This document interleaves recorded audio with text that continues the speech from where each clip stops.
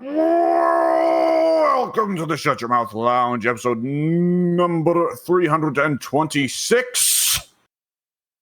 Addy? Yes, I am here. And you pressed the start recording button, you crazy bastard. Why would you do that? Content. My God. You've doomed us all, you know that. Pink! Yeah! Why are you here? I don't know. You won't let me leave. Just to suffer. So, yeah. Did I already say it's episode number 326? Perhaps. Maybe. I forget. Who gives a fuck? Oh. So anyways, we should start with, we should not hit the topic yet. I was ready for the topic, but we need to hit what's coming out on our channels first. Yes. Okay. So, Pink. Yeah!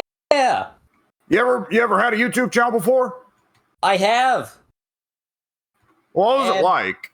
It was weird. So then I have another one. Then I actually uploaded stuff to that one. And speaking of uploads, this week I am going to be uploading a lot of Mario Wonder, because I uploaded a video of that and it made like 100 views in 24 hours. I was like, oh, holy crap! Well, let's go all in then. Are you sure that Nintendo will not take your kneecaps? Oh, they probably will eventually, but you know They already have. They can't steal it. They've already taken it so long ago. But Pink is conducting this live from a wheelchair. Oh no, he's Huey. God, no! The duck? Yes.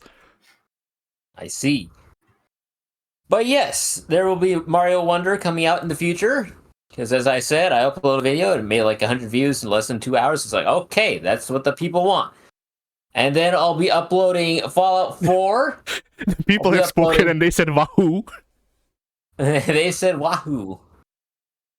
I'll be uploading People Fallout have spoken 4. and they said, Mario, there's no such thing as an elephant mushroom.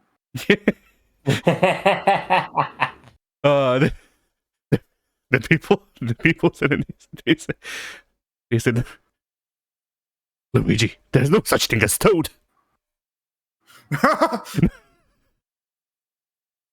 There ain't no mushroom kingdom, Luigi. You gotta stop doing the mushrooms like that. Luigi, you have Terminal 7, brain cancer.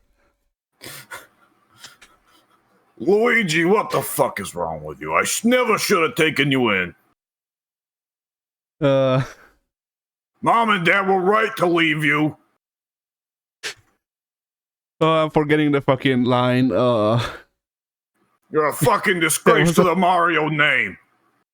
There was a video, so Winnie Winehouse sometimes dubs over the Super Mario Super Show cartoons. And he did a video where it's like a Q&A and Mario is receiving letters and shit. He read a letter from like a Timmy, and then his answer was just like, Timmy, your room is now flooded with ghosts. And I got to the kid's house filled with booze.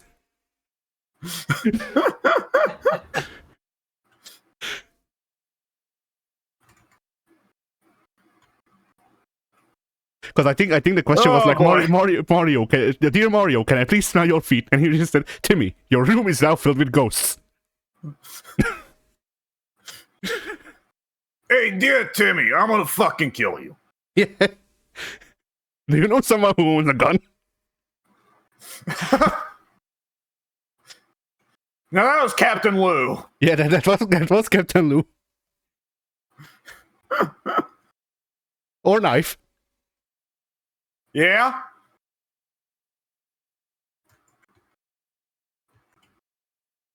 So anyway, yeah, Pink, continue. Alright. Fallout 4 is coming out. Started coming out today, it's gonna keep coming out. Fallout 3, I'm recording it. It's gonna come out as well. Fallout New Vegas is coming out too. I'm going all in, baby. You know, I was gonna say I can't believe so many of the Fallout games are LGBT, but then I remember that Fallout New Vegas is trans, so. Mm-hmm. Yes. But I don't think there's a single. I don't think there's like that game's very like LGB friendly, but I don't think there's a single transsexual character in that game. I think that I don't remember what the exact like thing there is, but Fallout New Vegas apparently has an inordinate amount of trans fans, to the point that where it's just become an internet thing of like, oh, okay, Fallout New Vegas is trans. Like, if you like New Vegas, you're probably trans. Oh, Yeah. well, New Vegas to me seems like the sort of thing. What's the other player base that's notoriously like either super leftist or super right wing? Because that's what Team New Vegas Fortress. seems like to me. Yeah.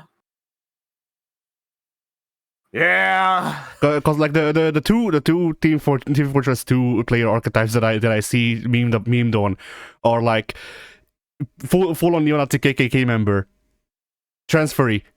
That's it. Those are the two people who play Team Fortress 2. Yeah, that makes sense.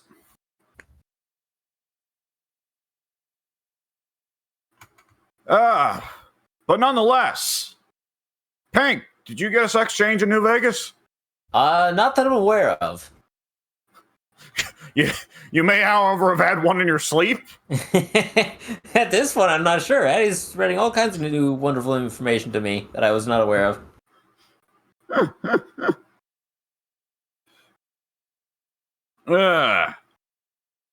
Nonetheless, Fallout. Why are you playing Fallout 3?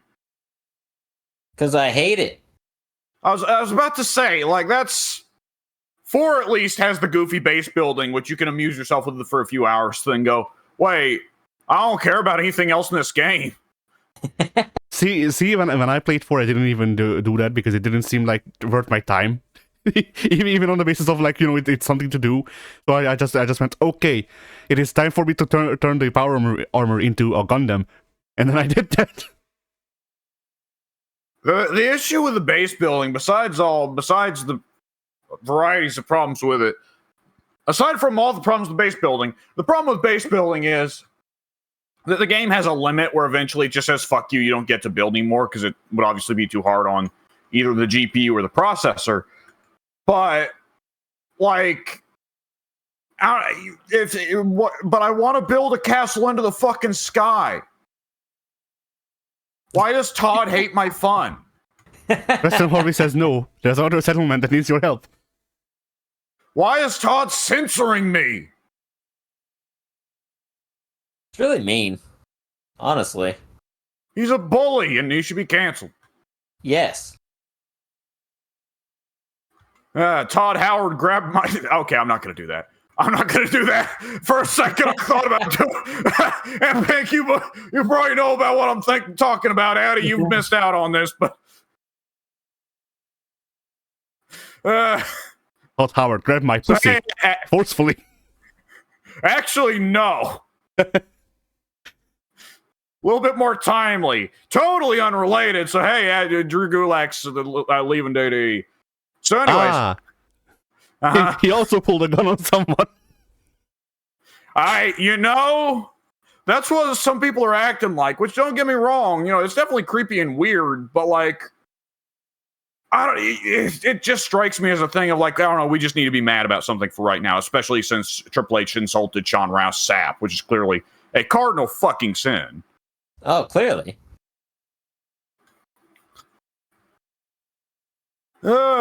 Nonetheless, aside from all the shit about wrestling that nobody likes, at least nobody that we give a shit about. Yeah. Eddie! Kingdom Hearts continues. Kingdom Hearts? Yes, I have an image. I didn't know you played Kingdom Hearts.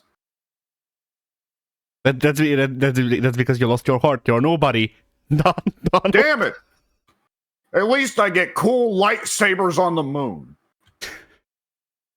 You're not. No, you're not a nobody with memories. You're a shade. Oh no! Do I get to be one of the cool, like, dragon or sniper ones? No, you're the guys that dance. Well, at least I got sweet moves. Aside from my sweet moves, What's going on with the Kingdom Hearts?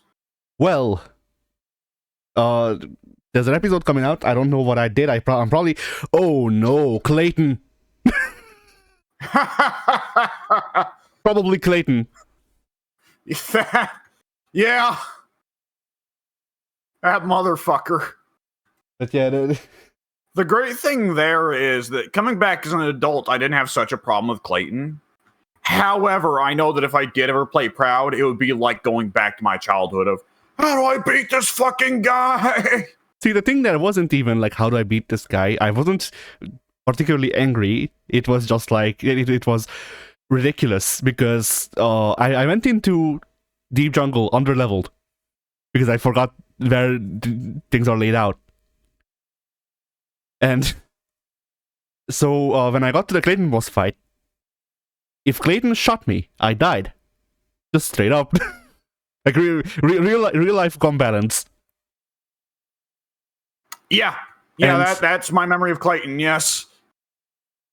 And so I had to figure out figure out that eventually I figured out anyway that if I roll, then he can shoot me immediately out of the gate when he spawns in with the sneak attack or whatever it's called. The big gecko I see. that he rides. And once I figured that out, then I could get him down to half his health, and then he would shoot again. and then it was just a bunch of me yelling. I forget what else happened. It was just I just remember a bunch of yelling. You entered a fucking fugue state. Yeah. I gave it to the Satsui no Hado. Eventually he dropped. I'm stepping away for just a second here. Alright. Oh, he's going off to do something weird again. But I can check real quick. Which by the way, I posted a thing in the voice text reading through Kingdom Hearts. Let me check the voice text.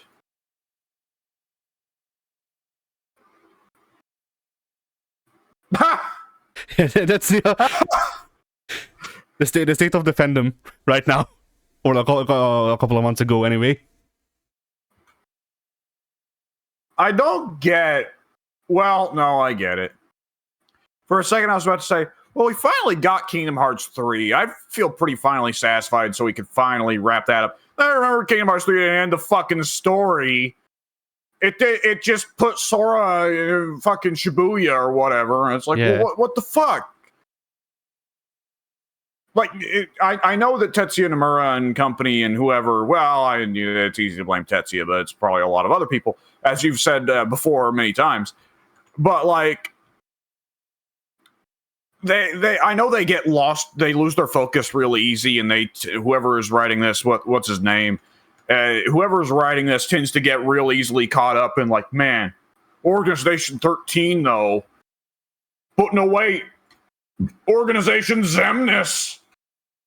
But no, wait. And get loose side. But no, wait. Animal people. I forget what the fuck they're called. The fucking hell, the Lost Masters. That's what they're called. It's just the no, it's not the organization again. They have a different story and all that. They different get up, but it's people in cloaks. But instead of wearing cloaks proper, they're wearing they're wearing animal masks. Good And lord. They're the well, I was supposed to say they're the main focus, but not really. No, it's just they're also here. I guess the real guy that we're after is the Joker. The new main. So is Sora Yeah. never gonna get back to Destiny Island? I don't know. Like The last time Sora ever saw Destiny Island was fighting Ansem with his fucking JoJo stand. Yes. No. That was fake Destiny Island, I think. So the last time he saw Yes, but Destiny at least he saw it. I guess so. Like the last time he saw Destiny Island for real. Actually, I'm wrong. The last time he saw Destiny Island for real was the end of 1 at least, because the worlds go back to the way they were during the end credits, and that's when we see Sora and Kairi getting ripped apart by universal powers, I guess. I don't know. Yeah. Like I guess come to think of it, Kyrie got returned back to the regular real world. But then she was like, "No, fuck it, I'm going to fucking Twilight Castle or whatever." I mean, the thing to go pick up a Keyblade and do nothing with it. I was about to say, like, the thing there too is that this is the actual door, the canon lore. It's the actual door. Yes, the darkness. But yeah, so Kyrie, or Kyrie was a princess of heart or whatever the hell. So after Kingdom Hearts 1. They got a choice of giving up that power and just living normally. And Kyrie went, nah, fuck that. I'm gonna pick up a Keyblade, double dip. Like, she didn't give up. Yeah. She didn't give up her role as a Princess of Heart, which apparently is a thing that she can do. And then also, she's now a Keyblade wielder, which is fucking dumb. Well, it would be less dumb if she actually got to do stuff. Well, the Princesses of Heart don't even matter anymore. They do, but they don't. But they do. What? Because there's a new 7. What? Why didn't Zemnis fucking pick up like goddamn Sleeping Beauty again? Because whoever else. She doesn't work anymore. Too heavy. She doesn't work anymore. She put the mental like it's like the Dragon Balls. They just went, all right, fuck it, and just shut it all out into space. And it will land in some poor girl's heart. Okay, so it's just an excuse for them to change which Disney princesses are the most relevant, then. Yes. Okay, I assume they made one of the chicks from Frozen now one of them. No. Really? Yes, if memory serves. Nobody believes you.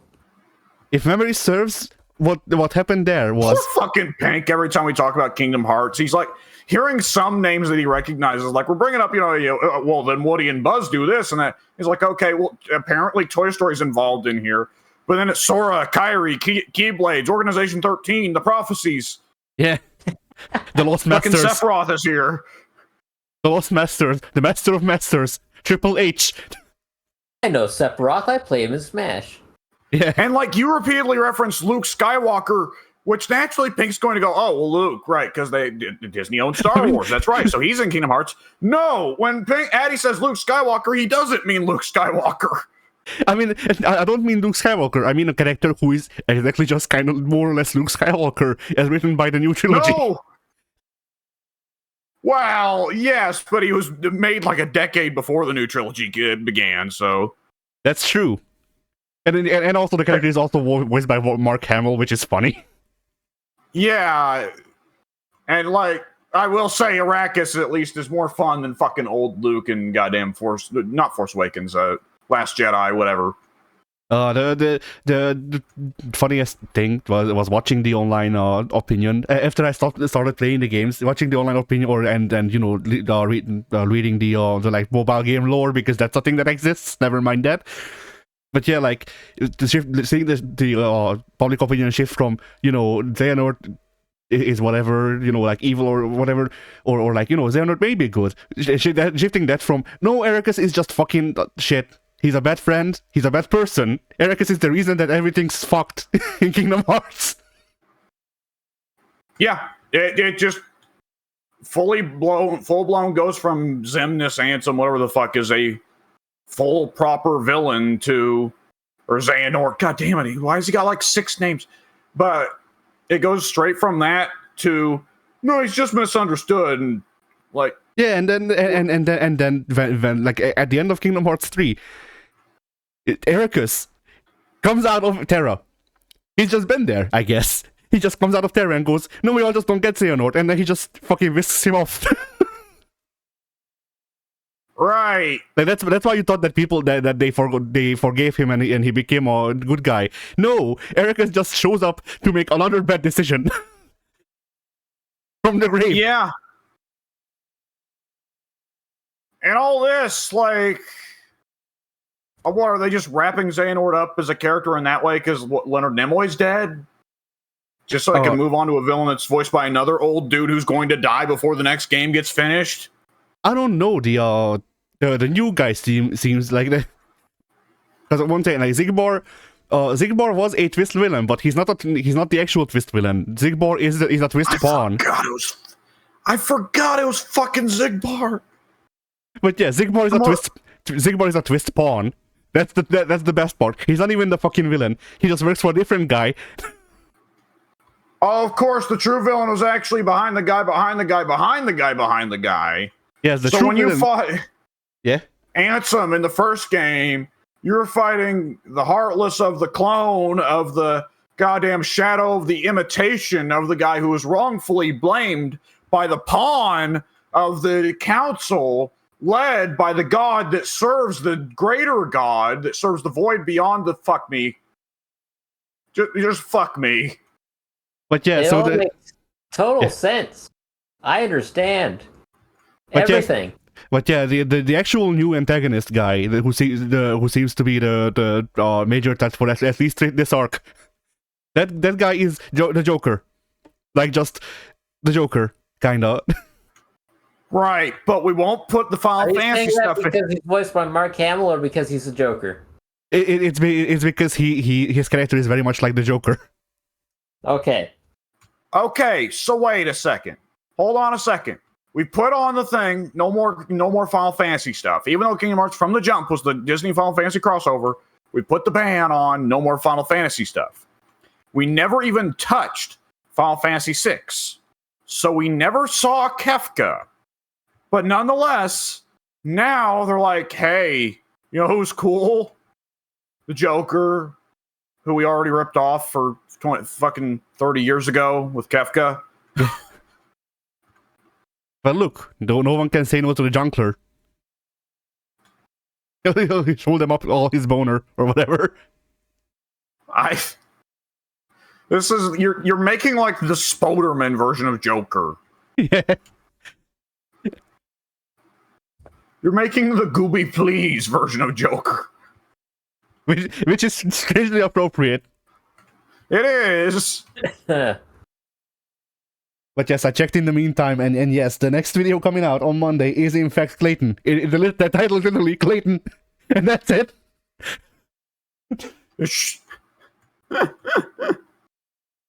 It had to either be that or Help. Yeah. I couldn't do that because then the Beatles might sue me. From past the grave, from beyond the grave, the Beatles come back just to sue me. You said past the gay. That too. Look, they were just a couple of guys having a crash. Y'all have heard about that, right? No. There was an article that was like the article should have won a prize, or the main editor guy for coming up with the title for the article. So there was this article where they interviewed, I forget which Beatle, but one of the Beatles that's still alive, or at least was at the time. But anyway, well, oh boy, because George died at 10 years or so after John. I thought, no, maybe it was 20 years. Son of a bitch. But yeah, so they interviewed one of the Beatles, and he just talked about how they would have group masturbation sessions on tour, where they would just go into a dark room and just jerk off while each other's presence, and it would just be like people like they would just shout out random people's names or something like that. And the title to this article was "Beat the Beatles." And once again, the guy who came up with the title should get a Pulitzer Prize. George Harrison died in 2001, so 20 or 21 years after John.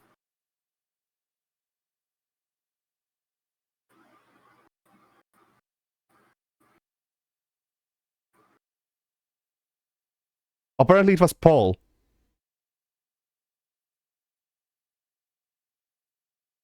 Who I can talked see about this. Paul saying that. My understanding is Ringo is a little too boring to say something like that, whether it's a lie or a truth. And apparently this was in 2018.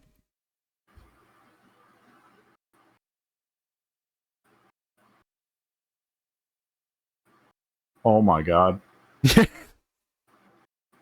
Like I'm gonna send the cover image.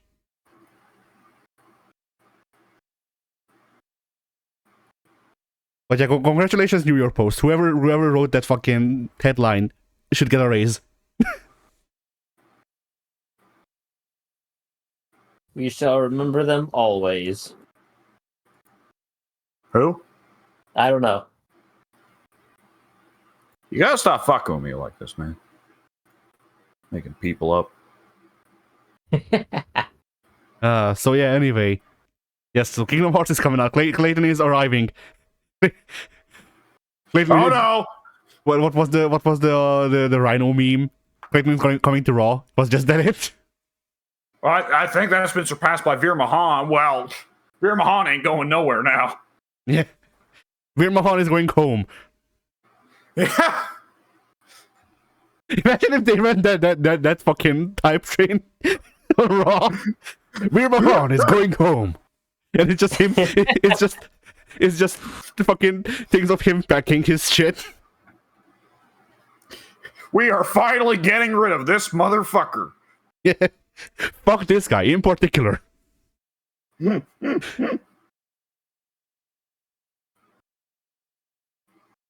Oh boy. So yeah. Aside from that, I don't have the anything really. Whatchamacallit, exam season starts in 2 weeks, and it will run. Well, if I pass all of my exams first try, then it will run until the first week of June. Let me check. Yes. Last exam should be June 7th. So yeah. All right. Maybe after June 7th, I will actually have time to do anything. But right now I'm in the process of writing 38 pages. I am projecting my brain to help you. Thank you. It's helping, right? Yes. Okay, good. I do good work. I do good. Yeah, I'm proud of me too. So W, What's up? your channel. Oh my god, I have a YouTube channel. Yeah, let me check that shit. Let me check that shit. I'm on. It's probably because it's gonna be. I've been saying the same old stuff for like a while now, and I don't think it's accurate anymore. I think I ran out of a good couple things a while ago. Yeah, we got Minecraft, we got Phasmophobia, we got Minecraft, we got Phasmophobia. So yeah, Pink, I think next time we can nail down Mike, we might want to hit Raft. All right. Or whatever the fuck. Who gives a shit? Also, just gonna be honest, me and Mike beat Sons of the Forest. There got to be a point there where we're playing like fucking 8 hours a night, and it was like, yeah, not sure Pink can keep up with this.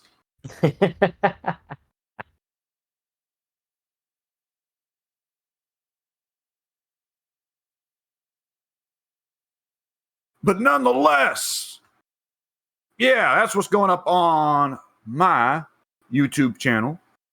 But more significantly, on the group YouTube channel, why did I close Chrome? I'm stupid. Now I have to open Chrome again before I can look at what's coming out on the channel. You fool! I done did it. I fucked up. Now I must commit seppuku.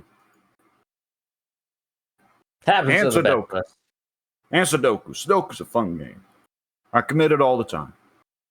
All right. Ooh, May 6th, Monday. It is 2K24 GM mode, week 6. Everybody beats up Mystico.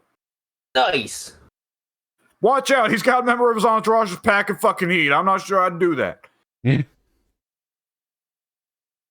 May 6th, Monday. Oh, actually, same day. Right. Forgot it for a second. I'm dumb. Fire Pro Wrestling Fire Promoter, Part 3. May 7th. I don't think there's many more of those. I wouldn't count on it. That was pretty disappointing. May 7th, Tuesday.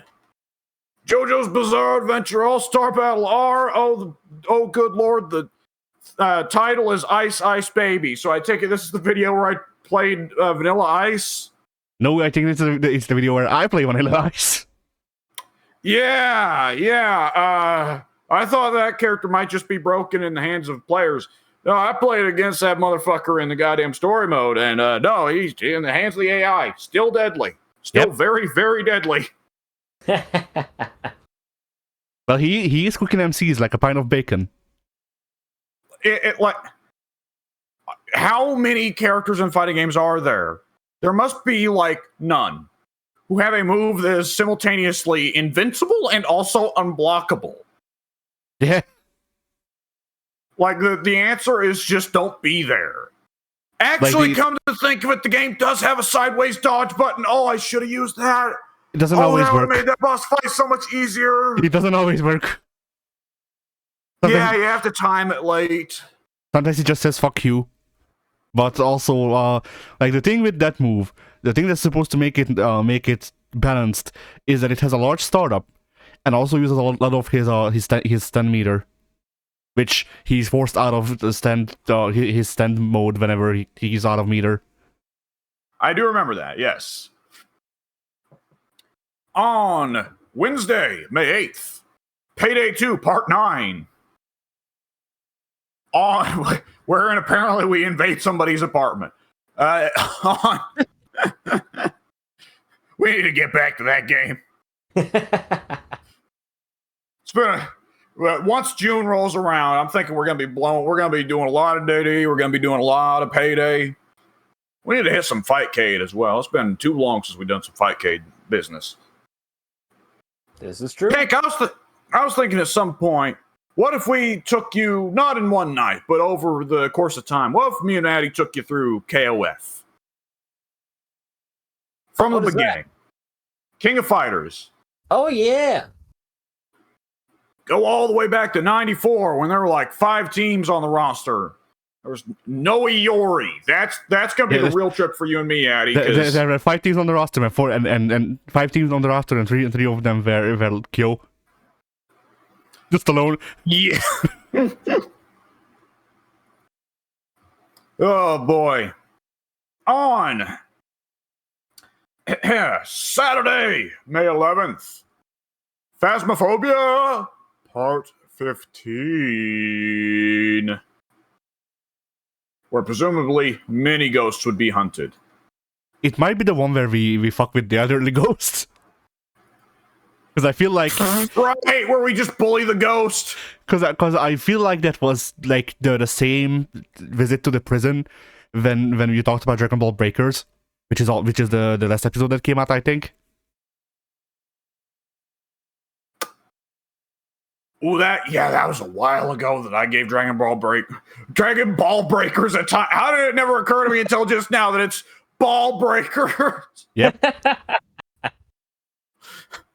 Because you call it Breaker Z, and I just wrote it as one word on purpose. Fucking Ball Breakers? What the fuck? I mean, when Cell invades, it's like a kick in the nuts. Oh, Jesus Christ.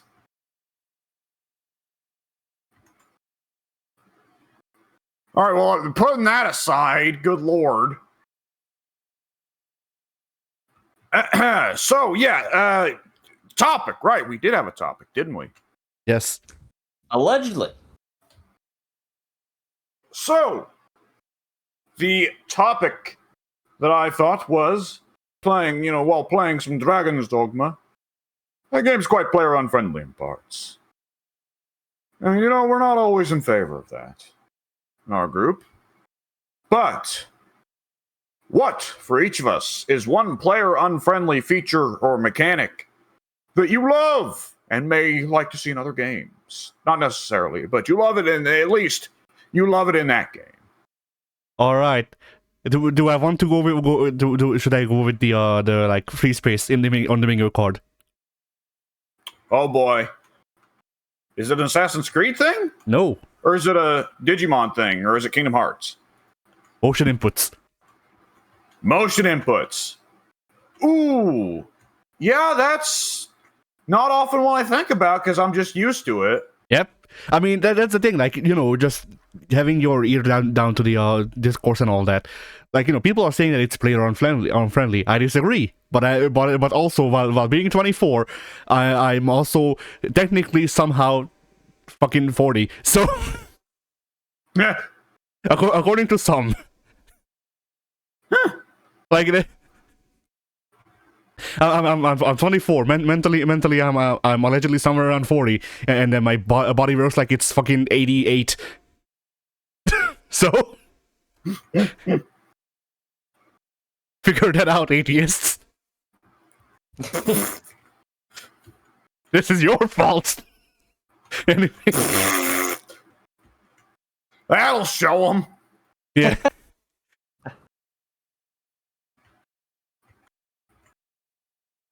But yeah, motion inputs are something that, like, fighting games, obviously, I'm in favor of them because it's, there's balancing reasons, there's game design reasons to go with them. There's also the fact that I'm just used to them, but whatever. Like, even if I wasn't, I had to get used to them somehow.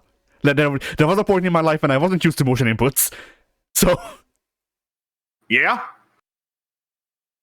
Me too. I remember being very frustrated when I looked at the Soul Calibur 2 moveset menu as a child and went, "Oh, I hit the button, but it don't come out.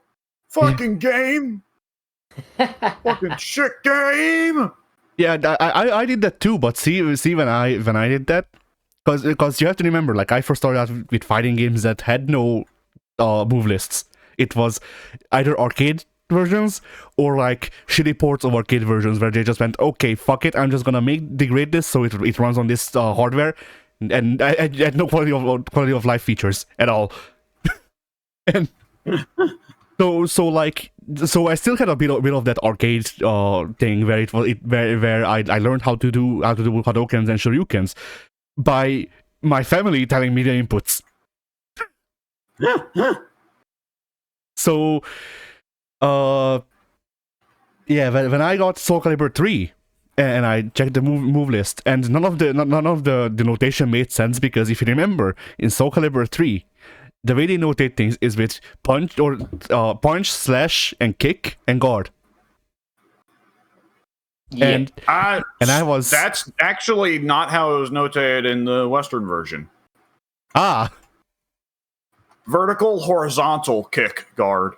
Oh, that may be it. Yeah, then yeah.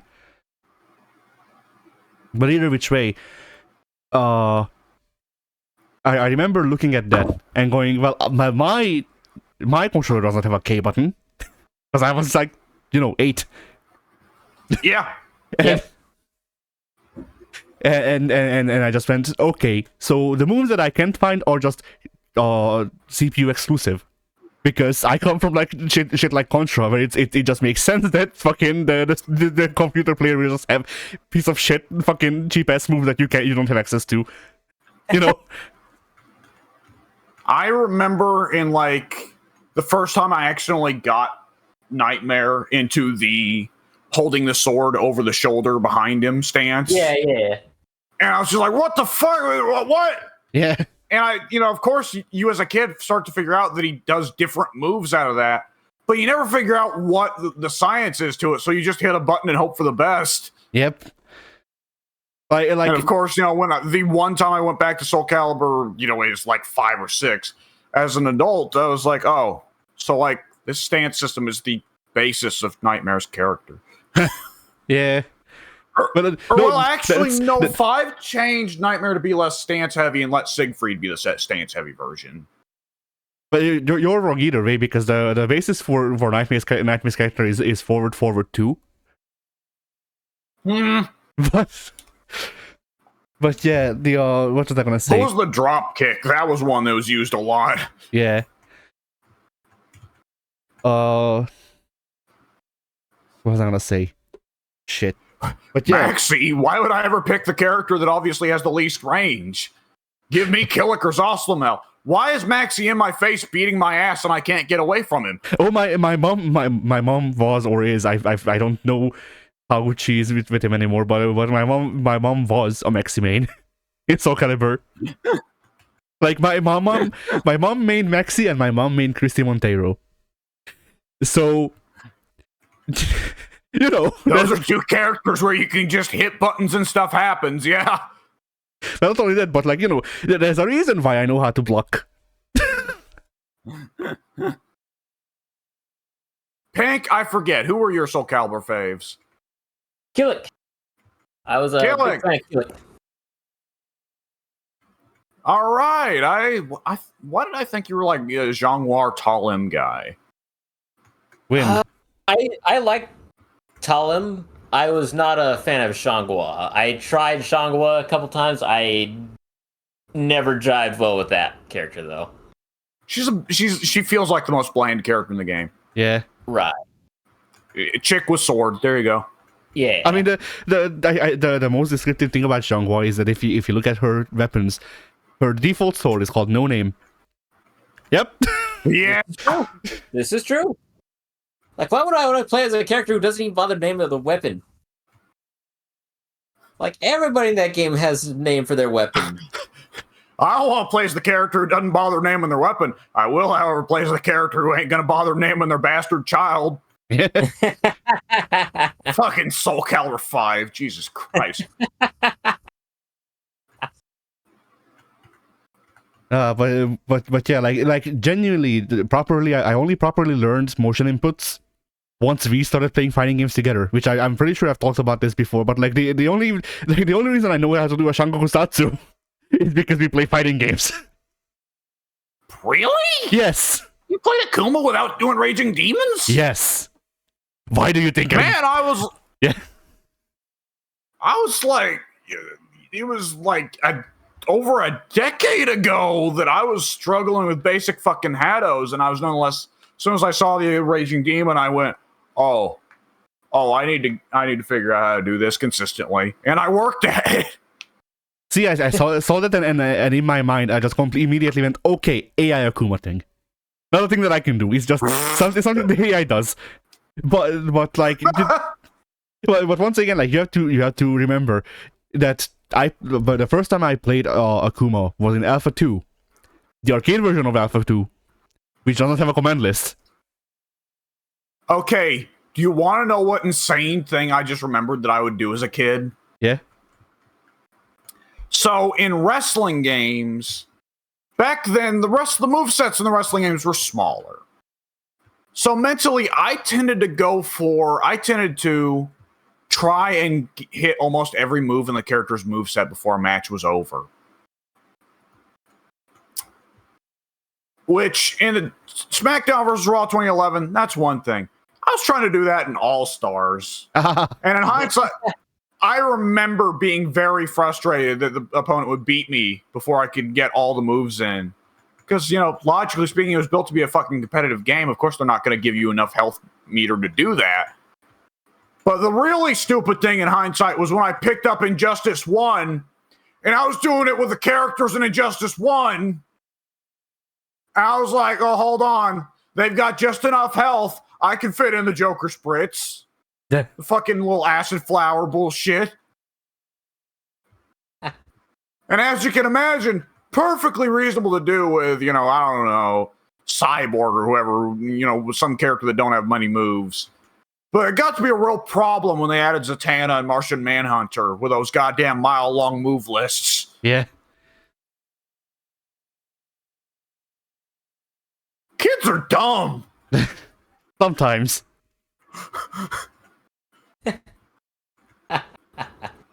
I also used to do that in wrestling games, but only in like grudge matches. So it was like the whatchamacallit, the like that was reserved for the blood feud between Ric Flair and Carlito, where they did nothing but backstage brawl that matches. In the games now, I'm actually much more likely to just repeat one move over and over, which of course the star rating system hates, but I don't care. It's really fun to see Julius Creed in a fucking multi-man match just start throwing belly to bellies to everyone, and he just doesn't stop. Which, granted, is what he also does in real life, but that doesn't change that it's cool to do it in the games, too. Yeah. There comes a point in a match where you're just like, fuck it. I'm just going to start throwing people over my head. It's just the way it is. So, Addy, let's get back to your original point, though, with the motion inputs. Yeah. Well, you picked it as the player unfriendly mechanic that you love. Yes. I feel like there's not many games. Well, there's a caveat here where, like, you know, motion inputs in fighting games, once again, like, very good. It's, you know, it's a design choice, all that, but generally it's well accepted and it's what you expect. Now, putting it into other genres, there might be problems. Like, apparently, Helldivers has motion inputs, and more power to him. You know, like, fuck it. Just do an SPD on the box. Why the fuck not? Helldivers has like become it's almost become like an EVE Online sort of situation for me. I have not seen a second of footage of that game. Well, no, actually, I've seen like 5 seconds of footage of that game of a Space Marine dropping into nighttime, and he just sees silhouettes of robots on the horizon and going, oh shit. But other than that, I have not seen a second of footage in that game. All I have seen is memes and people just posting motion inputs and expecting that to be the language. Yeah. Of just like the Space Marine going, nice argument. However, up, down, up, down, up, down, down, down, down. And it's like, okay, well, did he call an airstrike or something? What the fuck? Yeah, nice argument. However, fucking Tenma Hyoku. Yeah, exactly. You just put in the fucking raging storm. No, what's the stupid geese combo super that no one ever does because it's Deadly way Rave. too long and complicated. Yeah, it's just the Space Marine is holding up a board over his head that just has the Deadly Rave input on it, and it's like, what the fuck? Yeah. But, you know, like, Helldivers, apparently it works. You know, once again, like, I'm happy. Apparently people don't like the PlayStation implementation. Yeah, apparently people are real mad about that one. Steam's giving out refunds. Yeah. Not only that, not only they that, did for but Cyberpunk. not only that, but the devs said that you should be asking for refunds and review bombing the game, so Sony actually listens to them. So, you know. Yeah, that sounds like one of those situations. Like, I've been hearing for months that head of that studio is a very what's the word? Candid. He's a very candid gentleman. He does not do the usual corporate line of bullshit, run in circles. No, he tends to just say shit. I mean, you know, when other companies fuck with him like that, that seems like you're gonna be running into some trouble. I was gonna say, like, on one hand, I don't expect the guy to last because he will get fucked out of his position, definitely. And on the other hand, I don't think his own company will fuck him out of the position, but Sony will say, okay, yes. if you're gonna. Yeah, Sony's going to say, well, if you don't want to play ball, then we're just not going to let you put games on our console anymore. But yeah, we're just going to revoke your dev kit, asshole. But yeah, I was going to say that, like, you know, I appreciate him. I wish there was more of him in the industry. Yeah, him and the Baldur's Gate guy have both very suddenly become people getting interested in that sort of deal, which I've wondered before. Like, Kojima is, like, considered, like, the definitive big name of game development, that he's to the degree that he's a celebrity. I've wondered before, though, are we ever going to get to a point where there's going to be more devs who are celebrities?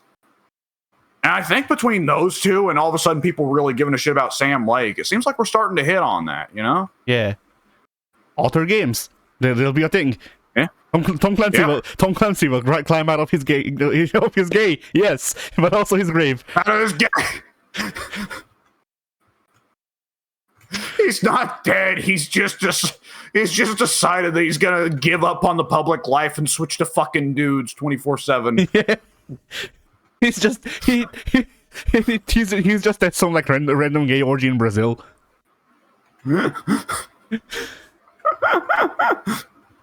But yeah. Oh boy! All right.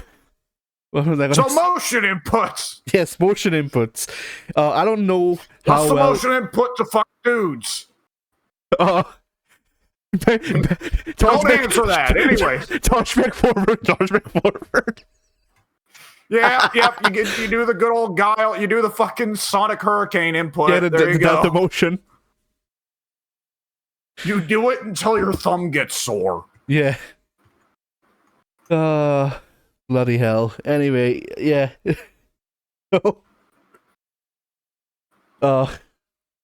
Motion inputs. Helldivers has a good implementation of that. I don't know how many other games would be able to do it. I mean, it is also kind of depends on what you're willing to put under motion inputs, because or the separate separate like the movement thing stuff in DMC, where you need to be like pressing back and then forward before punch to do a different punch. Is that motion inputs? That's like, unless you consider one direction to be a motion input, then the back to forward is the only motion input in Devil May Cry. Devil May Cry is in a weird space where it has to be camera relative, and you have to turn on lock on to do the complicated inputs. Yeah. So, I mean, you get into the thing of like, well, would it be able to do it just fine if you have a locked camera? Well, then you get into screwy things like, good old Tekken, the, what was it? Devolution or whatever, and then the follow-up in Tekken 6. I only ever played that follow-up mode in Tekken 6 for like an hour as Dragunov, and I thought it was very neat. But I got repeatedly fucked up by the fact that Dragunov can, turn around and go attack in the other direction. So naturally, I'd hit like, okay, well, I'm going to push back and then punch. And then rather than doing the back punch, move, saber or whatever, Dragunov just turns around and does a jab in the other direction. It's like, no, that's not, oh, God damn it. Yeah. But he has to because it's a 3D beat 'em up.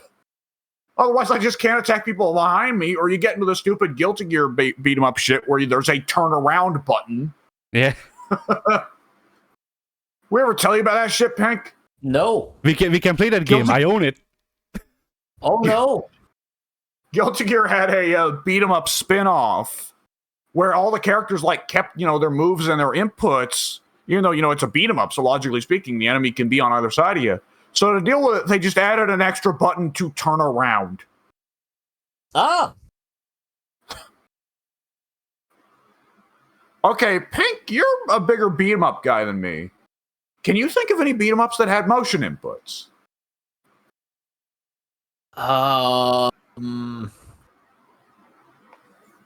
No, I can't. I've only got a small handful of beat 'em ups that I really love, but of the notable ones that I remember off the top of my head, I don't think there are really any motion controls. There's really basic stuff like tap forward twice to sprint and then hit the button, you'll do a running attack. But aside from basic things like that, there's no pretzel inputs or Hadoukens.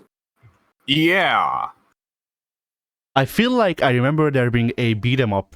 Well, here's the thing: none of the big beat 'em ups, none of the known ones ever use motion inputs. I remember there being a late 2D, early 3D, if memory serves, beat 'em up that used motion inputs. No one played it, so I remember it. Something like the bouncer or whatever. Yeah, something like that. Where I remember hearing about it in a obscure video games video, and the guy was just like, the motion, the inputs are weird, and he just shows motion inputs, and I went, okay, I get that.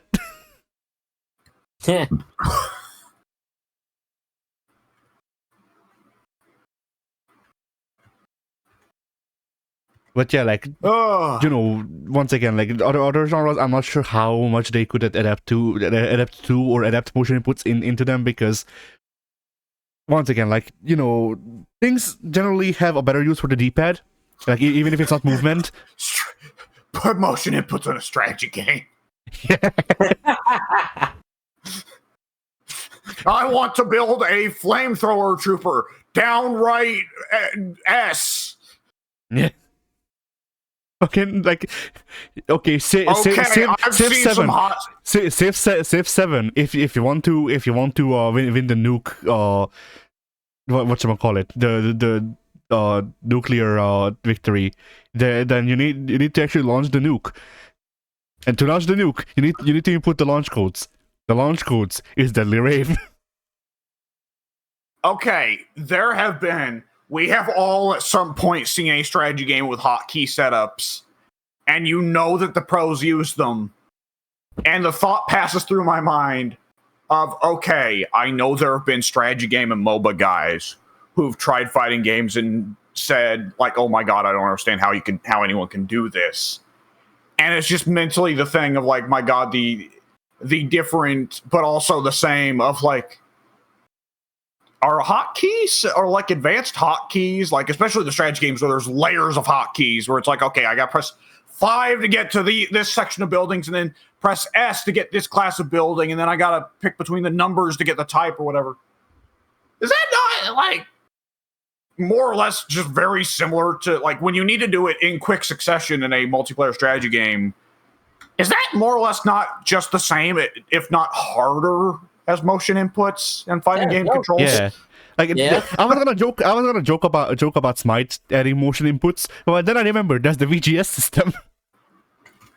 There's the VGS system, and there's people who have to set up like hotkeys and shit for buying items, and it's part of why I always hated buying items. And for the longest fucking time, I didn't make builds. I just let the fucking auto builder do it, even though it made for a worse character. I just let the auto builder do it, and Soon was always mad about that. But I was just always like, I can't be fucked with the shop UI, man. See, like I never made builds, but then I just went okay. I just went okay. But what if Hunter Sylvanas this time? You know what? I just remember what finally got me to actually fucking build was just the fact that I started playing on PC. Yeah. So I just type in the fucking item. And even that I thought was awkward. Yeah, I when we started playing Smite and I had the keyboard and mouse hooked up to my PlayStation, I wasn't the biggest fan of the PC UI, or the way they converted it to the console versions, I guess, because it just felt very awkward, and I didn't know where anything was. Whereas on the regular console UI, I already had my muscle memory down, so I immediately knew where everything was. And I just quickly put the Shangoku Satsu, and I already had boots, Yeah.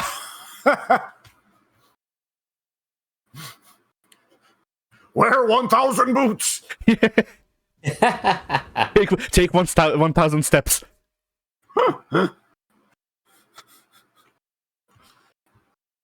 Just get the Japanese text for footwear.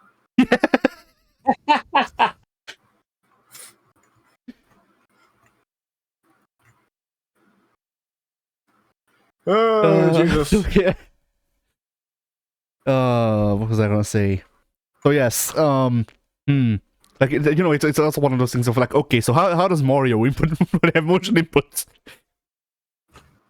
That would have been more interesting for an extra character than like the 4 different versions of Invincible that Wonder got.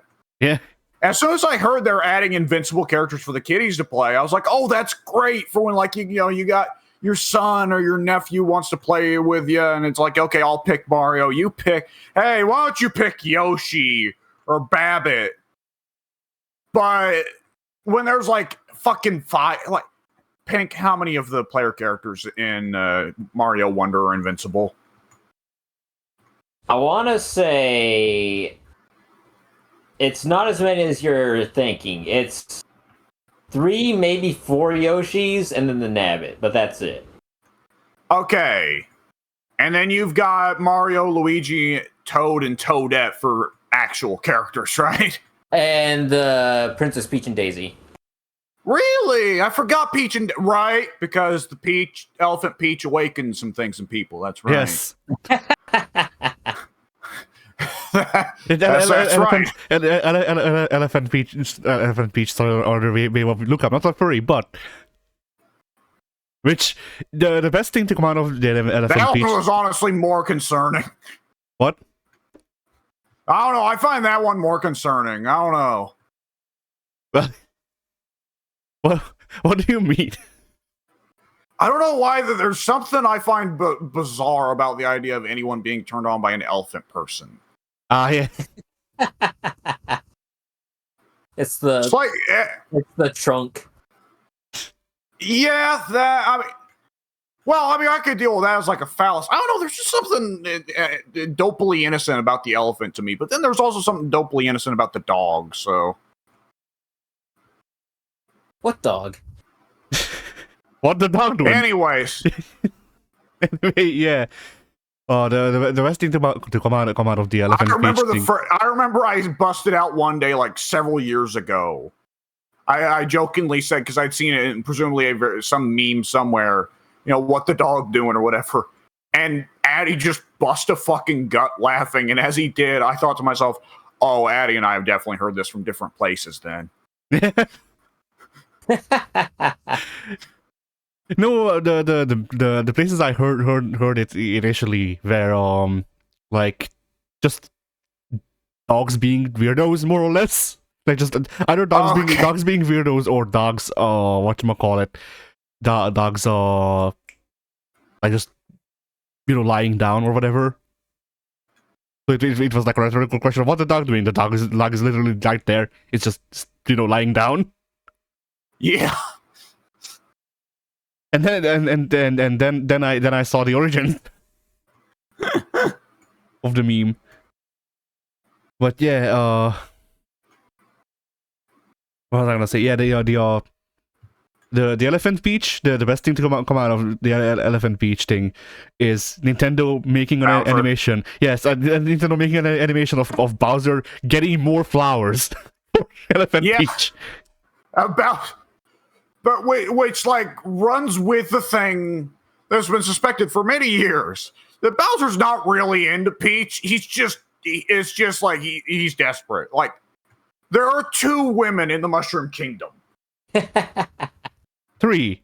And Bowser knows not to go for Daisy because Daisy will kick his ass. Yeah, there's 3 women in the Mushroom Kingdom, and all of them are taken. Well, yeah, that's right, because there's Rosalina, but like, fuck, I'm talking about Birdo. Rosalinda is in the sky. I don't think Bowser can reach her. Right, there is only one Birdo now. For a moment, my brain got confused. I was thinking Super Mario Bros. 2. I was about to say, there's like a million Birdos. But yeah, like the one. It's probably the same situation as Yoshi. The one Cannon Birdo is going out with the one Cannon Yoshi. So. Yeah, I guess there's like a flock of Yoshis, but the green Yoshi is like the Yoshi. Yoshi Prime. But Superboy Prime is not the Superboy. Ironic, isn't it? Yeah. Fucking kill you to death. Anyways. Or like Hank.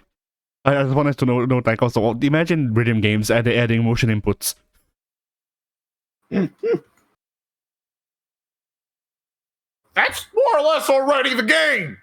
I mean, yes and no. I guess it depends. Although now that I think about it, there is genuinely there is a Japanese rhythm game. You play it on like a washing machine screen. That's what it looks like. And fuck sakes. It's not that, but it's like this circular screen with a thing around it that you can spin and has buttons on it. And it's a touch screen. It has motion inputs. You have to input Hadokens and shit on the touch screen with your finger. So I guess technically it already exists. This was a mini game in Street Fighter 6. Oh, you're right. I completely forgot about that. Shit, what was it? Pizza Hadoken or whatever? Yes, Pizza Hadoken. Yeah, they just named it that transparently. That cracks me up. I mean, my favorite part of that is on level 3. You just get some like weird ass shit. So it's like, all right, so you do a normal Hadoken. Motion inputs that aren't in the fucking game. Yes, genuinely motion inputs that aren't in the game normally. It's like, okay, so all right, do a Hadouken, okay, do a Shuriken, okay, do a Shagakusatsu. You go, all right, Akuma is on his way. We already know this, so that makes sense. Okay, what about fucking I forget what it was. There was one time that it made me do a genocide cutter, which was interesting because I don't think anyone uses that input. Well, isn't that the same input as the Shoryu? It is, but with a kick, which I don't know that because it was weird that it would make me do a Shoryu with a kick because I don't remember anyone using that. Somebody in Street Fighter has a dragon input into a kick. But I bet Fei Long that's. Yeah. I bet for Fei Long that's in Street Fighter 4 that's the dragon. That's the the chicken wing input. The chicken wing. Yeah, because they don't have Tiger Knee inputs in Street Fighter 4. The weird one that I remember is it made me do the SNK super input. So forward, half circle, back, forward. Oh! Yeah. Yeah, the same one. The Guilty Gear is like, man, this is the best input we're going to put on every character. Yeah, in fact, it had me both do that and do core circle forward, half circle back, core circle forward or something like that. Ha! Round and round we go. Oh no, it was core circle forward, core circle back, half circle forward. That's what it was. And it's one of those things where, like, you know, I understand why they show all of the parts of the motion, you know, why it's down arrow, you know, down back to down back, down, all of that. I understand that. I understand the reason that this is in the game to begin with. I get that, but also it fucks me up because that to me at that point you should really just draw an arrow going half a circle back. And it would be a lot easier to read.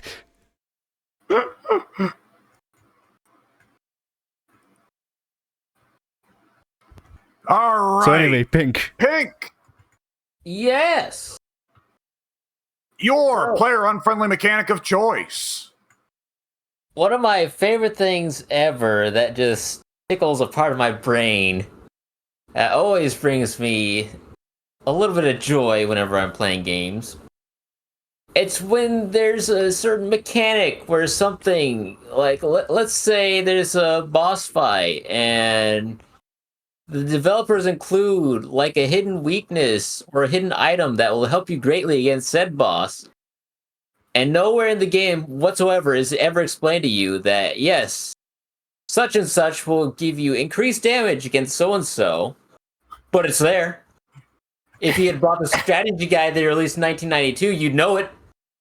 But you didn't, because you were born in 2002. So it's completely a mystery to you. And every like Dark Souls game has like 3 of those moments. Nice.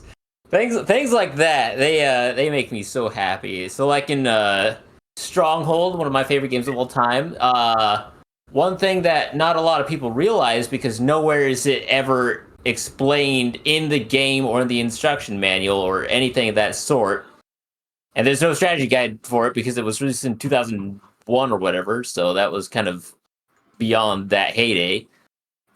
There's the pikemen who do increased damage against mounted knights.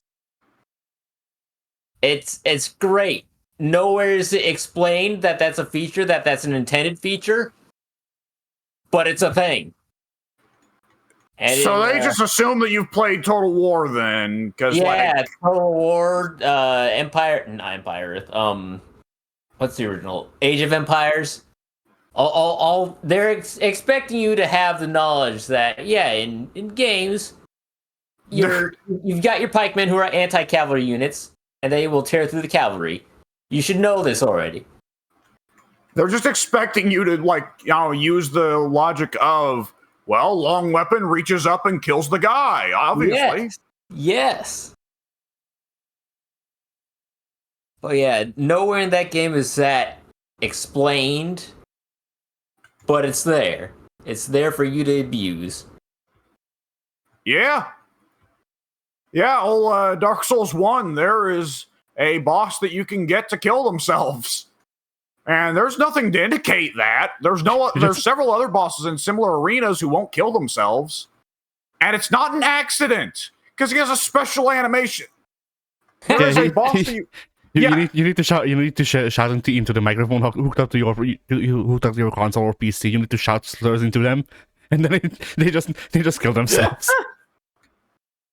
So the boss, and the great thing is, it's this giant fucking guy who you're fighting, like he's in a canyon and he's so big he peers up out of the canyon, and you're on the canyon cliffside. Well, there's a deeper part of the canyon. There's like a cliff within the cliff. And if you go over to the part where he can't reach, the speedrun to beat this guy is playing the Scott Steiner "He's Fat" audio bite through the microphone. He is. But you get over to that cliff's part where he can't reach you. And he plays a special animation where he jumps to try and latch onto the cliffside. And by all means, he can fall on you. So, don't be there when he falls. But when he latches onto the cliffside, he will just latch onto the cliffside and it'll honestly be, brother, help me! Even though he's like fucking 30 times your size. So you just hit his arm and you pull the full scar. Long live the king. And he falls to his death. Amazing. And that boss is otherwise a full-blown boss fight. You have to fight from the cliffside where he can reach. And, you got to do the classic giant boss things of like hit his limbs when they reach out to get you. Or you can just go to the other side of the arena and make him fall. Literally kill him in one hit. I love it.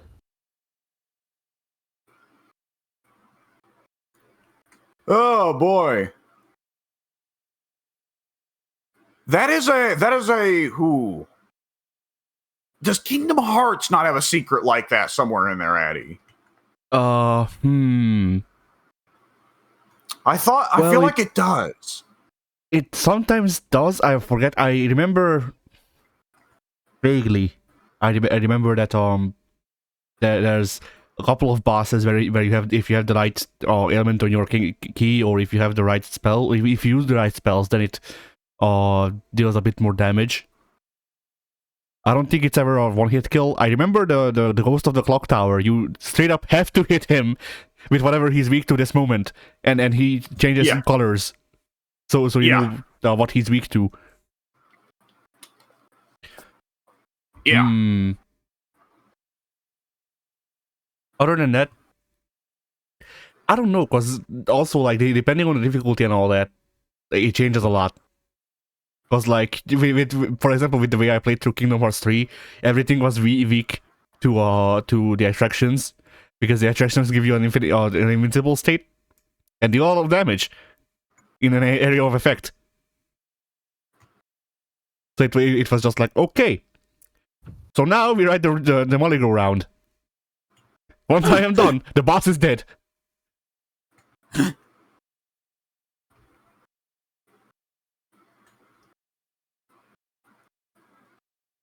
But I'm trying to think, like, in Kingdom Hearts 2, that's the one I keep coming back to, because that's I remember that having something to do with that.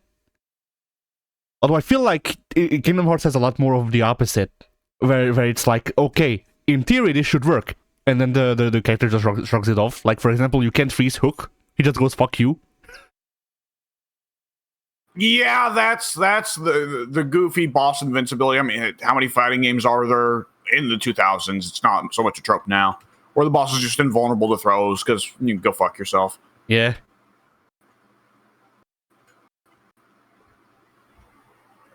Oh, one that I remember, the final boss of Kingdom Hearts 1 is weak to slow. Well, it's not slow, stop, but still. The final boss. Oh, that's right. The final boss is, well, it depends on which phase it is, but one of the phases of the final boss out of the 5 is weak to stop. And it's one of those things where if you don't use stop, then you will immediately die to the thing, because it has both an area of effect and a single line shot that's an insta kill. But if you use stop on it, then it will stop, and you will deal enough damage to kill it, assuming you hit it enough. So that's almost like a special thing of its. There's almost like a question there of its own of like, when was the final boss more of a joke than previous bosses because he wasn't immune to something the bosses are usually immune to. Yeah. And that's a rare one, but that one also works for Dark Souls. I feel like I had that happen with Persona 3 Reload. Yes, I actually did. One of the so I had Makoto with Curse Reflect, and the final boss cast cursed on me, and I reflected the curse. He did not. He in fact switched phases. Oh, nice. So you went, it more or less for you, just went from, the Arcana is the means by which all is revealed. And, okay, start the next phase of the fight. Bink! The Arcana is the means by which all is revealed. Holy shit, I didn't expect you to beat that phase that quick. That's the entire fight. The entire fight was just, okay, the Arcana is the means by which all is revealed. Kanamada just pokes him in the shin with his spear. He goes, the Arcana is the means by which all is revealed. Koromaru barks, the Arcana is the means by which all is revealed. Makoto just lifts his gun. He doesn't fire it, he just lifts it. The Arcana is the means by which all is revealed. Akiko enters the screen. The Arcana is the means by which all is revealed. And then we just did that until all of the phases were done. Yeah, Persona, because Persona has the whole deal of like, there's a time limit and all that. People tend to work at it pretty aggressively. And the only people who tend to have that much of a hard time with the final boss most of the time are people who either A, just wound up accidentally taking the wrong party setup for it, which I did with Persona 4 final boss fight, or people who just kind of jerked off the whole game and then wound up getting to the end by accident. Yeah.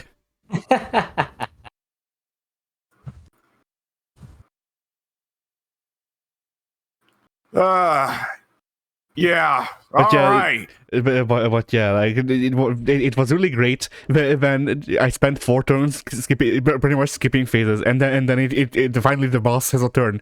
All right, Mudo Reflect. Oh shit.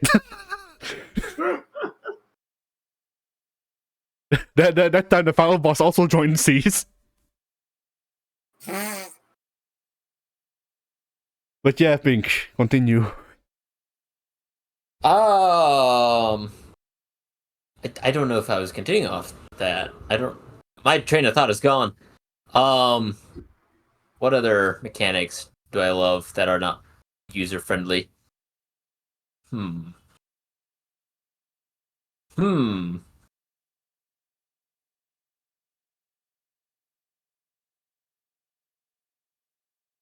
don't think I had anything off of that.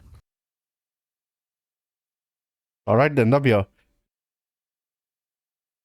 Okay, can someone fill for time for me? I focused too much on talking about y'all's. Now I can't remember my answer. Okay, I'll see if I can come up with a second one then. Well, if I had to like veto motion inputs because it is kind of a free space. I like when the tutorial lulls you into a false sense of security by making you think that you know what you're supposed to do, and then when it comes time to do it, you do the thing that they taught you to do, and then it wasn't actually the thing that you were supposed to do in this situation specifically, and now you screwed yourself. And this is also the first battle after the tutorial. Fuck you. I've had that happen to me with Final Fantasy 12. That game stinks. You know what's hilarious? I'm going to bring up an old game, Pac-Man World 2. In that game, in the tutorial level, they tell you how to do the jumping flip kick or whatever. Yeah. And you will spend the entirety of that game not ever doing the jumping flip kick, except maybe once or twice on very specific levels to smack some boxes as you're skating down a ice mountain or something. Nice. when you finally get to the end of the game, the final boss, how do you do damage to the final boss? You do the jumping flip kick to him. Of course. He's known to hate Jackie Bryant. You should have known this. Yeah. Everybody hates Jackie Bryant. Oh shit! I had when I lost it too. Let me throw up a small one. I don't know if I'm necessarily like in love with it, but a lot of people are bugged. Their completionist senses are bugged by the existence of side quests that get annihilated by the main quest. And for me, that gives it the feeling that the world keeps moving and that the main quest has impact if you choose not to do things. I don't necessarily believe that all side quests should exist on a time limit. I believe the overwhelming majority shouldn't. But I think there should be some degree of feeling of like, oh, well, I can't be too much of a jerk off. Though obviously it depends on the game. Yeah. That wouldn't be acceptable in, say, Kingdom Hearts. But for a game like Dragon's Dogma or Dark Souls, I mean, it does give more of a feeling of being less whimsical and less of I can do whatever I want and be a complete jerk off in this world. No, the choices have consequences. Yeah, I guess to me it would also depend on the implementation, because if it's on an actual like internal time limit, then I would probably be less favorable to it than if it was on a narrative progress. So if it's a thing of like, okay, I can only do this side quest if I don't do the next story mission, then that's whatever. Like, then I have a clear choice. If it's like, okay, this mission is only available whenever it's like fucking 6:30 a.m. in the in-game timer, and it's only around for a week in the in-game timer, then no. Yeah. Okay, you know what's the one that I think that we all heard of at the time the game came out? Yeah. Deus Ex, the first comeback of the Deus Ex series. What was it? It wasn't Human Revolution. What was the first one? I think it was Human Revolution, because the Mankind Divided was the second one. Oh, that's right. Okay.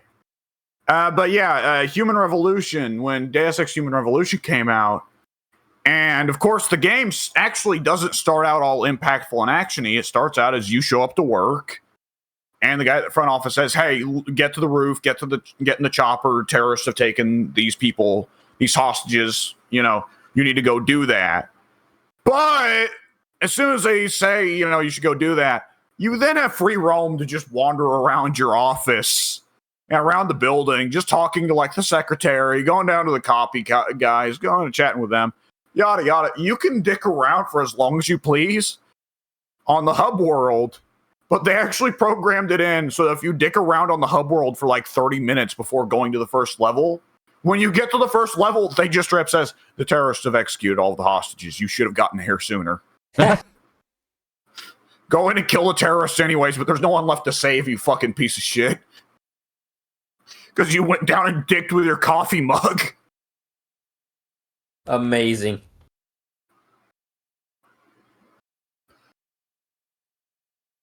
Like that. Okay, that's almost what I want to pick for just generally. There's a general tendency, people don't like when characters in video games criticize them, right?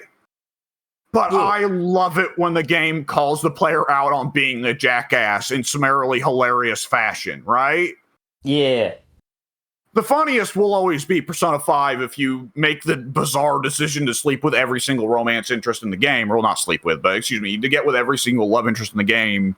You get the special cutscene on Christmas Day or Valentine's Day of every single one of them running to your, fucking place to give you, your Valentine's Day gift. And they all go, hey! And then they beat your fucking ass. While your father figure just stands there and watches and says, you earned this. I ain't helping you. You deserve this. Fucking prick.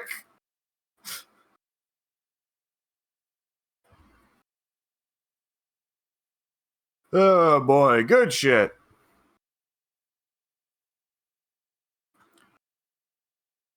Alrighty. Well, failing my brain coming up with any better answers, I feel like there's got to be one specifically within Dragon's Dogma, which Dragon's Dogma does have side quests that will automatically fail if you progress too far in the main quest without dicking with them. But,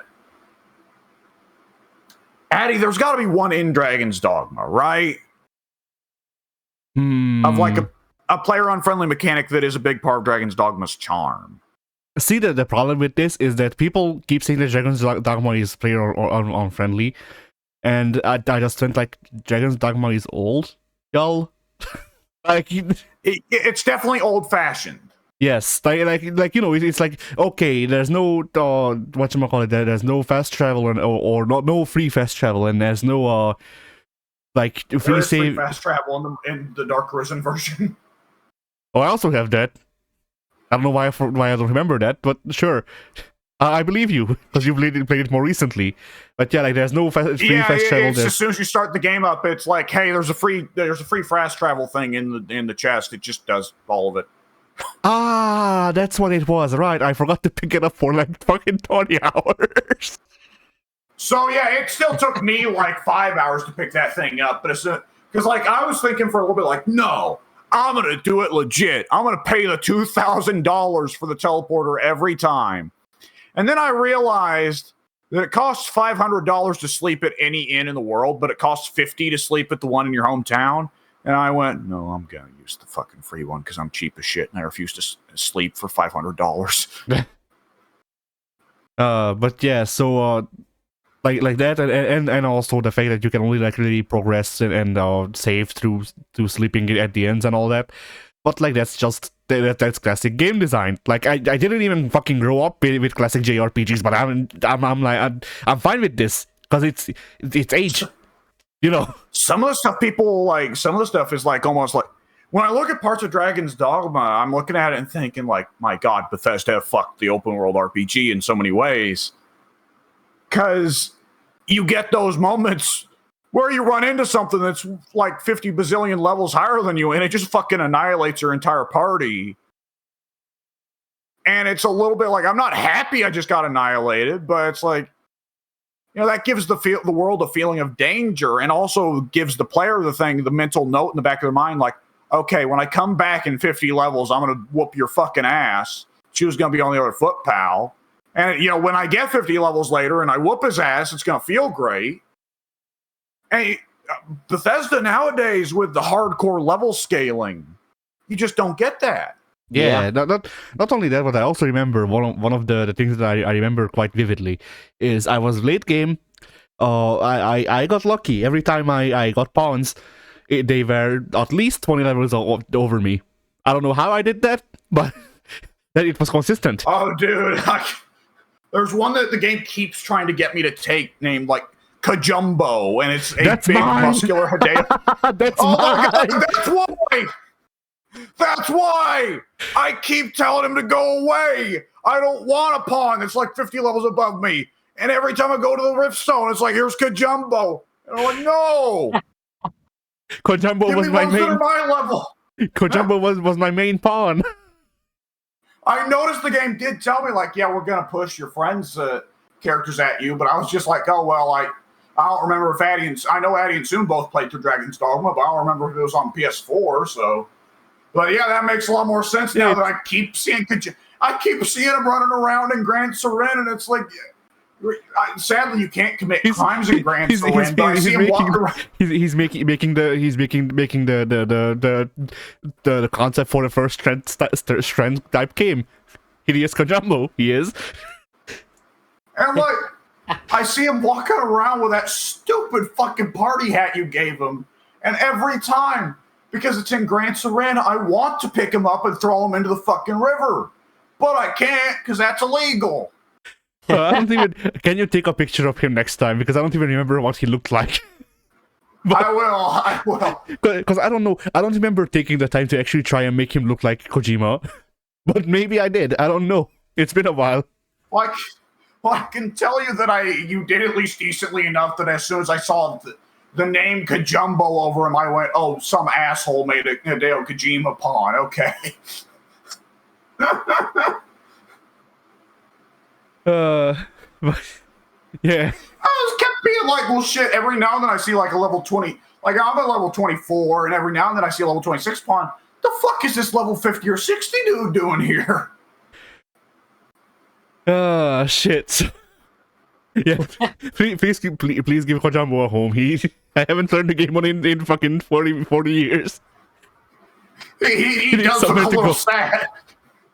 If you actually pick him up, then the way the pawns are programmed, they will give clues to missions, but it's not like straight up like go here and do this. It's just like, oh, I remember doing something similar to like walking up the stairs. Yeah. I actually, one of the pawns I did have, I walked into a bandit fort, and one said, I remember there being a chest up there. Yeah, I did. I got that too. And if memory serves, I forget if the climbing mechanic works on buildings too. But if it did, I genuinely it does not. Oh shit! Because I remember parkouring up there, and I don't know how, but I definitely parkoured up there. The platforming is better than you'd expect. Okay, so that's you may remember then, yeah. that as the platforming. And this is a game. There are a lot of games where you expect very clear, obvious, like, you know, you should go up here. Here is a visibly obvious ledge you should jump up. No, Dragon's Dogma doesn't fucking do that. There are parts where it's like, okay, I am Skyriming it. I am going platforming up to areas I clearly should not be able to access. Oh, there's a chest up here. Yeah. And when I looked down, it's like, oh, the way I got up here is the only way to get up here. So Itsuno was just legitimately straight up like, yeah, they're gonna see that slanted angle and go, they can climb up it. So let's put a chest up there. Yeah. Like Dragon's Dogma is great. It's probably up there for me with you know, like just the action JRPGs. Like it's one of those things. Like I don't know how much you'll agree to it now that you played more of Dragon's Dogma. My feeling playing it more or less back to back with Kingdom Hearts was like Kingdom Hearts is more action, less RPG, and Dragon's Dogma is more RPG, less action. But they're more or less kind of the different sides of the same coin. Yeah, I was like, at first I was feeling pure RPG, and I was like, I don't get how people have said this is a character action RPG. And then I found the first delay combo, and I was like, oh, yep, that's a Devil May Cry-ism. Clear to see where Itsuno took that. And I switched to the mage class, and I heard that the mage class was amazing to play because it does crazy magic character action shit. And then it wasn't because you're not high level mage yet. Yeah, exactly. Like the first several levels, it was just like fireball, and it's like, this feels like the usual. Yeah, that's mage. I would anticipate. That's my experience too. My experience with the mage class was I was a high level rogue or warrior or something like that. I forget. I that's the thing. I don't remember if I used short swords or if I used daggers. Either which way, it was probably something like that. And you know, I was already used to that. I already had my combos and all that. I already filled all of the things that I lacked with the pawns, and then I switched to mage. And because I saw the mage pawns that I had doing crazy shit, and I went, okay, I'll give this a shot. And it's just like, okay, first 20 levels, fireball, ice ball, shield, heal. And I went, you know what? Fuck this! I'm getting my fucking daggers again. Yeah, I just now got to lightning whip on the sorcerer, which I guess is the first really flashy move. And I was expecting like, okay, well, I press the button and then my character will, you know, do a couple lightning whips out in there, and then, you know, that's the spell. It's over. No, it starts a new stance with new light and heavy buttons. Nice. And I went, oh, I see. I'm starting to get it now. And I cancel out of the stance by doing a jump. And when my character jumps out of the stance, they create a lightning explosion underneath them. Oh, and then the mage can also do air like. The sorcerer, at least, I don't know how it is for the mage, because those are different classes, apparently, with different spells. But the sorcerer, when you jump and start pressing the buttons, the sorcerer just straight up does fucking Devil May Cry Ebony and Ivory air shots that propel you through the air. It's ridiculous. Nice. But yeah, I think my problem with also with the mage stuff is that I was like, I want to say I was one dungeon away from finishing the game. When I tried it out, and I went, no, I don't think so, no, because you know, once again, like the low levels of the magic classes feel bad, Like, well, okay, they don't feel bad, but they feel the same as every other action RPG that you've ever tried. Like, the later stuff might be mind-blowing, which, from the way you're talking about, it's very elaborate. But getting there at that point was not an option. Yeah, I definitely tend to float around all the classes, at least partly because they have the attribute or whatever, the augment system, there we go, which rewards you for trying each of the classes. Yeah. Which I think Pink, you probably saw me mention that in, like, the gaming thread, that each of the classes has associated perks you can buy, which then transfer to all the classes. Yeah. Which is how you end up with the goofy of, oh, I'm playing warrior, and I bought the perk for massively reduced physical damage, massively increased physical resistance. Okay, so now I take way less damage from dudes with swords, but wizards still kick my ass. I'll try sorcerer for a little bit. Oh, hey, the same perk, but for magic damage. I'll throw that on. Oh, now I'm largely just kind of immune to every kind of damage, and I'm watching my pawns get fucking wrecked. But me, Mr. or Mrs. Wizard in the back is just taking it like a fucking champ. That's one of those things I find odd about the difference between Western and Japanese RPGs.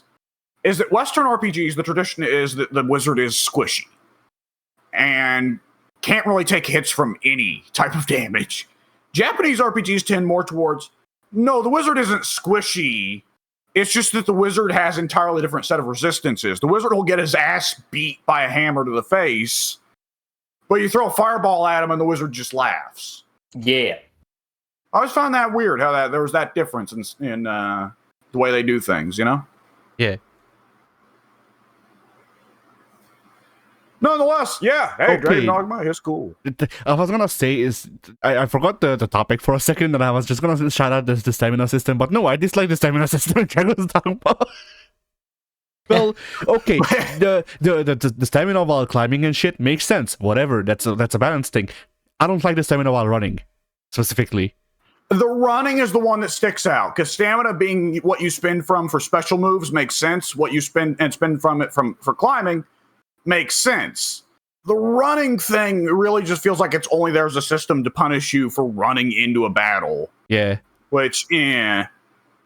But at the same time, like, it's also absolutely one of those games where as soon as your stamina meter starts to look slightly low, okay, open up the item menu, go down, eat an entire steak, okay, I'm good. Like fucking Yakuza mid-fight where apparently, the opponent just stops and lets Kiryu, bust open a fucking energy drink. Yeah, the best thing about that too, I've seen the Yakuza stage play, which is a thing that exists, by the way, and in that, I think I've seen this clip. Yes, in the fight, in one of the fight scenes in the stage play, the Kiryu actor throws up the timeout sign, and mimics opening up a bottle and drinking the energy drink to refill his health, and then the fight scene continues. It's great. I love it. Almost makes it look like canonically Kiryu actually isn't that much of a badass. It's just that he has time stop, which he uses to fucking fill himself with performance-enhancing drinks. Yeah. He's kicking ass with the power of fucking Sprite. and Suntory whiskey. Okay, I don't remember, but I must have asked you when you beat Dragon's Dogma, because it's one of the few things I knew about Dragon's Dogma before I ever played it. Who did you accidentally romance in Dragon's Dogma?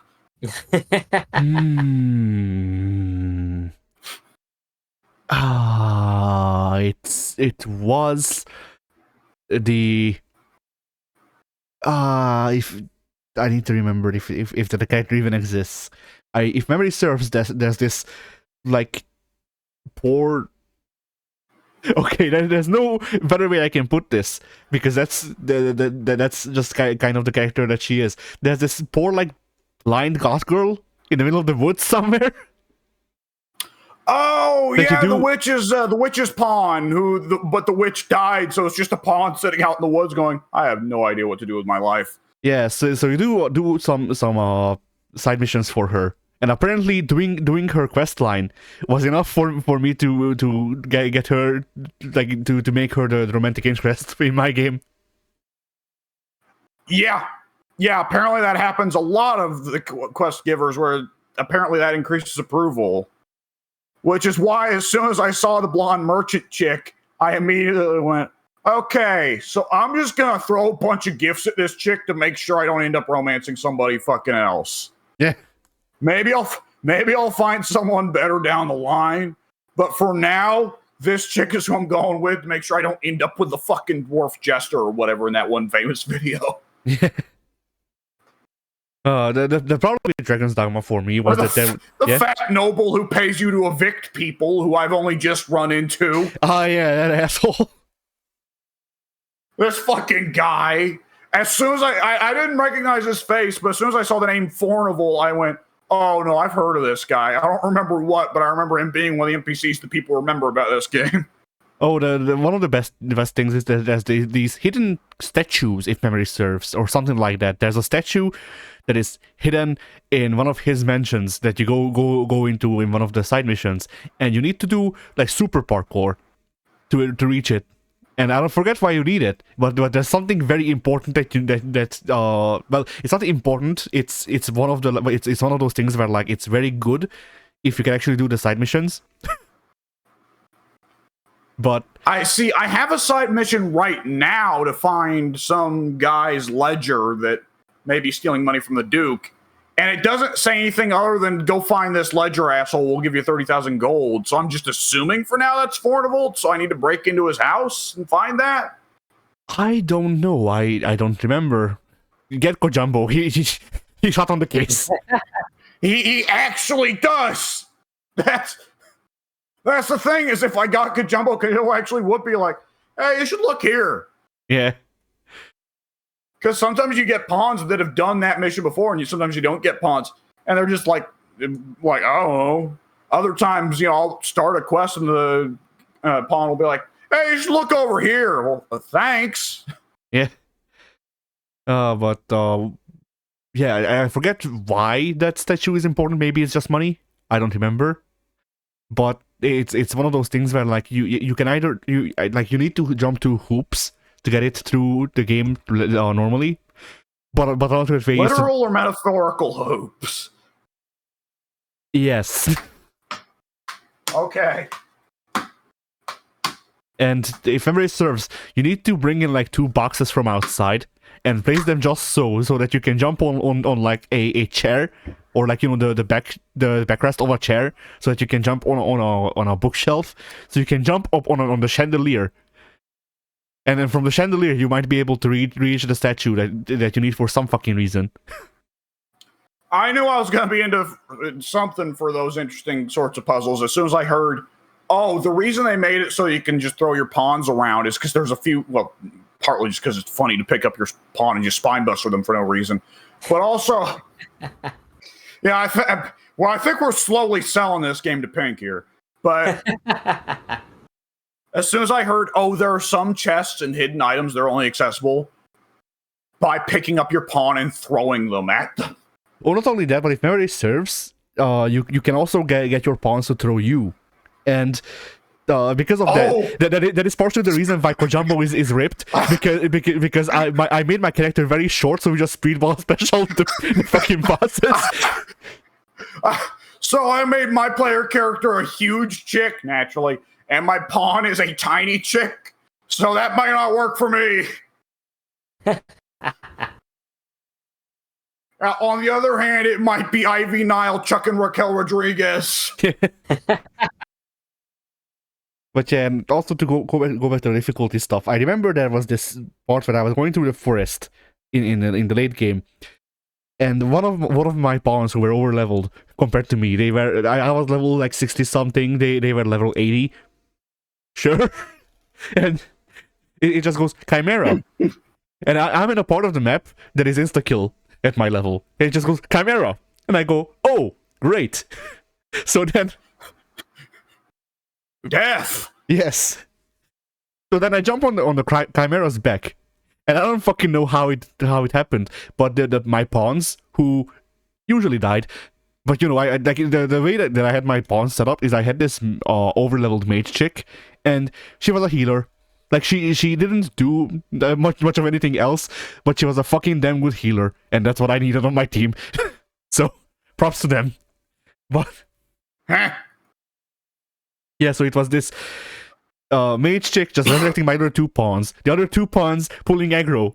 And while the other two pawns are pulling aggro, I'm climbing the chimera and just sticking it with a toothpick in hopes that it will die. And eventually it does. Yep.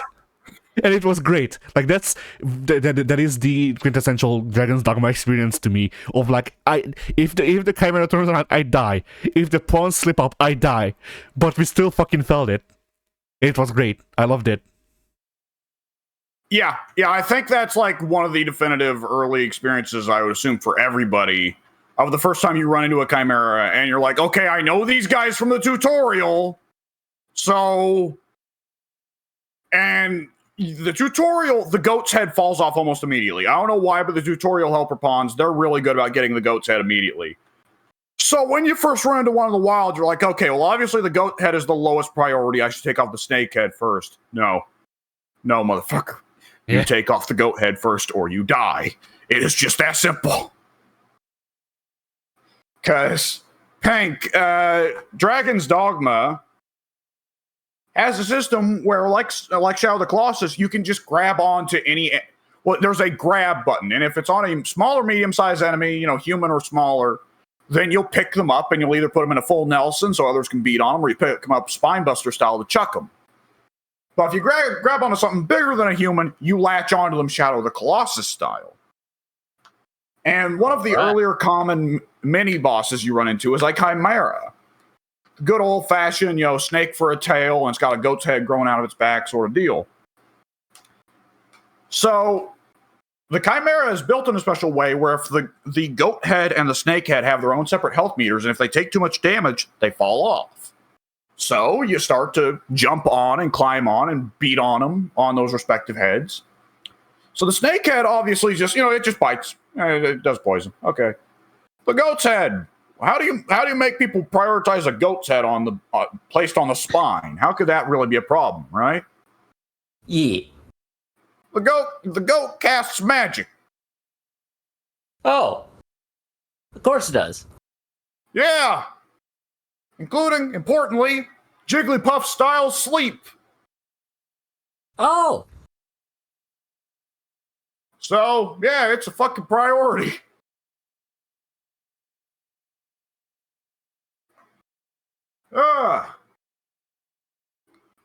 Nonetheless, I feel this was a good little podcast. And I think, Addie, you'd better tell them bye before they go. Or don't, dick. Fucking motherfucker.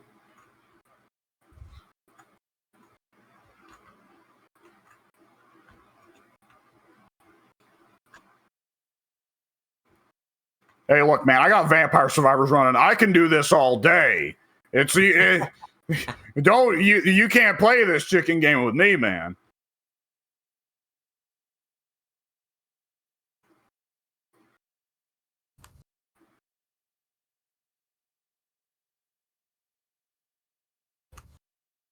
Bye.